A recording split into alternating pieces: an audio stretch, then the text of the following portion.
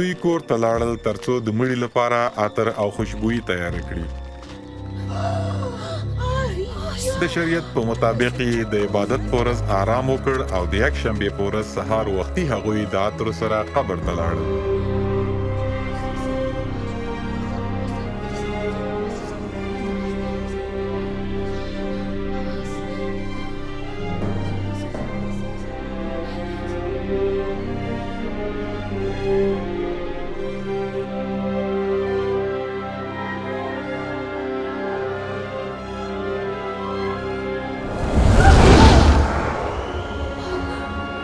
په مړو کې ولې ژوندی لټوئ؟ هغه ژوندی شوی دی او دلته نشته.